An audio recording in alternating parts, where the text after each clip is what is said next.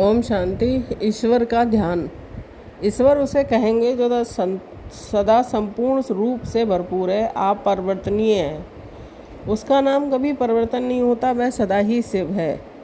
कई लोग तो उसे कहते ही सदा शिव हैं। इसके विपरीत मनुष्यों के नाम उनके विनाशी शरीर को दर्शाते हैं।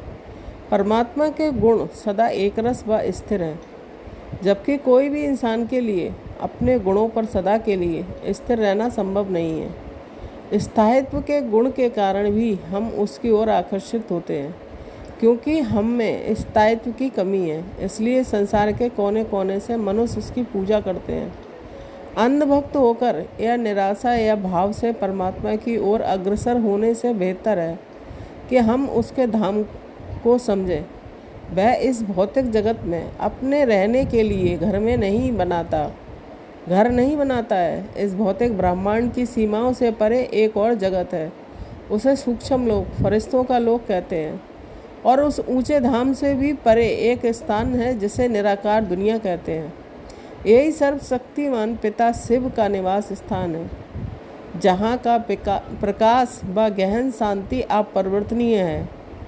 इस 5 तत्वों की दुनिया में आकर पाठ बजाने से पूर्व हम आत्मा भी वहीं निवास करती हैं। इसी शांति धाम से हम इस सृष्टि पर पाठ बजाने आए हैं और अंत में वहीं लौटकर जाना है। अपने मन को इस प्रकाश व शांति के धाम में ले जाने मात्र से ही हम वहाँ की मिठास, प्रकाश और मन की शांति का अनुभव कर सकते हैं। यही इस ऊंचे धाम के अस्तित्व का प्रमाण है कि मैं इस भौतिक देह से न्यारी और मुक्त आत्मा हूँ। मेरे वास्तविक गुण हैं शांति, प्रेम, आनंद, पवित्रता और शक्ति।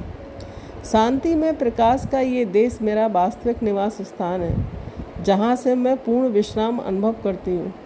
इसी शांति लोक में निवासी मेरे पिता परमात्मा भी मेरे समान एक जगमगाती प्रकाश की बिंदु है।